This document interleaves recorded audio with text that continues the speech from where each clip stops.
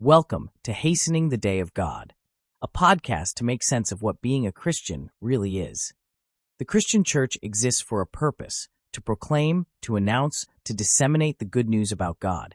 We cannot allow that anything else would distract us from God's directive.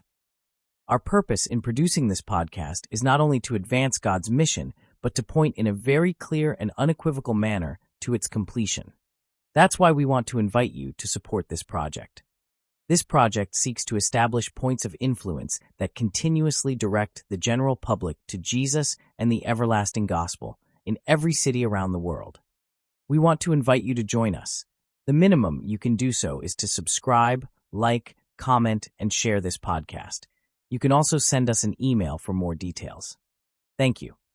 This is the 13th installment of the series on the Gospel of Mark. The title for today's presentation is The Risen Lord. The theme verse reads, "But he said to them, 'Do not be alarmed. You seek Jesus of Nazareth, who was crucified. He is risen. He is not here. See the place where they laid him,' Mark 16:6 NKJV. In previous presentations, we saw how Jesus' students, his disciples, didn't understand what his messiahship meant. His immediate family didn't understand it either, and of course, the religious leaders of his own people didn't get it. However, at the cross, a Roman centurion acknowledged Jesus as the Son of God. Mark 15:39. The presumed enemy of the Jews joins the unlikely cast of minor characters, mostly social outcasts, who respond positively to the Son of Man. On the other end, Joseph of Arimathea, despite being a prominent member of the Sanhedrin, chose to risk not only his integrity, but also his reputation to boldly identify with the executed man and even make arrangements to recover his body. The disciples were not there because they were hiding. They feared to be next in line for execution as well. In order to release the body, Pilate had to verify that Jesus had indeed died. He was surprised by such a quick death, only 3 hours. Crucifixion was invented as a way to inflict prolonged and painful agony. Some people would take up to 4 or 5 days to die. When we read the Gospel of John, we learn that also Nicodemus was there and assisted Joseph of Arimathea in wrapping Jesus' body in the white linen sheet that Joseph just bought. Despite being a big Sabbath, where ceremonial and weekly Sabbaths coincided, they were taking care of the Lord's body. The women that came to do that job step aside while the prominent men assumed this humble task. Ironically, while Jesus' disciples forgot that he told them that he was going to resurrect, his enemies remembered that statement and requested guards at the tomb. Jesus' resurrection is the clearest evidence that God is the only source of life. It demonstrates what Jesus said in John 11:25 and 14:6. Nothing else shows the power of God to infuse life to a dead body. The Bible tells us that Jesus' resurrection is part of what coming out from water during immersion, what we call baptism, represents. To try to say that because Jesus rose on Sunday, God changed what he didn't change is simply bad and malicious theology. The important thing here is that Jesus was resurrected.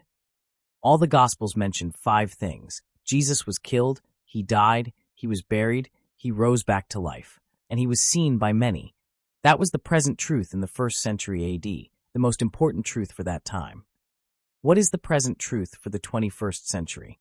There is a controversy between truth and error going on in the universe. God is the only reliable source of truth. He is who he says he is. We are who he says we are. The reason why some people discount the idea of the resurrection is because they don't have a clear understanding that God is the one that not only created, but also sustains everything. That is something we find in Genesis 1 and 2. Of course, if one doesn't trust the first 2 chapters of the Bible, the rest basically makes no sense. It should be noted that if people do not know about the Creator, it is because we have not presented him to the world. So trying to explain Christ's resurrection without establishing that God is the author of reality misses the point. There is plenty of evidence that God is the Creator. We can even talk about various types of evidence, for example, biblical, theological, and scientific. That is beyond the scope of our presentation, but you can find more about the subject in this channel. Subscribe so you don't miss our releases. The women that went to anoint Jesus' body were concerned about who was going to roll off the big stone. Sometimes we mortify for things that might not even happen. For God, our main troubles are not a problem. He is always ready to give us a solution. What we need to do is to trust in Him. Those who were closest to Jesus, those who heard Him teach with authority and serve with power, betrayed Him. Those who shared His authority and power proved unwilling to share His suffering. Those that Jesus served most deeply refused to become servants of others. Those who glimpsed His glory wanted to keep it to themselves. It teaches us that if we refuse to drink the cup of suffering, we will not share in the cup of glory. Our walk with Jesus is on His terms, not ours. Why is it remaining silent about the gospel self-harming? It is through the process of collaborating with God that we are transformed. He replaces our selfish, thus corrupt operating system with His own heart. We are in the process of being restored. If we mess with that process, we are jeopardizing our own salvation. The Great Commission is of capital importance. That's why we find it in all 4 Gospels and the book of Acts. Each one of those narratives record Jesus sending those that started as followers, became disciples, and graduated as apostles to share the good news with all creation. Keep in mind that the word apostle means envoy, messenger, ambassador, emissary, missionary, or agent. Despite having heard Jesus say that He was going to rise on the 3rd day, the disciples were not there. Mary was there. She brought the good news to the disciples, but they didn't believe her testimony. Jesus declared that before His return, the gospel must reach everyone. Are we being incredulous and/or insensitive like the disciples? Consider that doubt and unbelief develop when we don't trust God completely. At the same time, we don't fully trust Him when A, we don't know God well, and/or B, we believe lies, even those lies that our mind puts together with what we hear, see, and choose. Jesus went to the extreme to ask Thomas to touch the marks of His wounds and ate a piece of broiled fish. After Jesus corrected the 11 for their lack of trust and their insensitivity, for not having believed those who had seen Him after He had risen, He gave them the Great Commission. After the Holy Spirit descended upon them, their faith, their trust changed from being feeble and flimsy to become vigorous, alive, and active.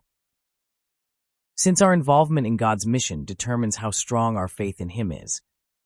How is our faith? Jesus did declare that He was going to be with His apostles, missionaries, emissaries, messengers, ambassadors, till the end of the age, Matthew 28:20.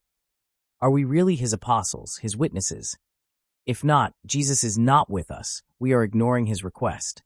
He still gives us freedom to believe or not, to do what He says or to ignore Him. Are we afraid? If we are, we need to receive the love of the truth. Love cancels fear. Do not forget that not even death can separate us from the love of God. Remember, Christians don't die, they just go to sleep. The Gospel of Mark is the shortest one, the oldest one, and the only one that calls itself the Gospel of Jesus Christ. The reason why the church exists is to fulfill the mission. It is through God's mission that we collaborate with God in our own restoration. It is through mission that we don't let the world shape us into its mold, but by becoming God's messengers, our self-centered hearts are replaced by God's own heart. In addition, walking and collaborating with God, we find not only joy and happiness that surpass all understanding, but also last forever.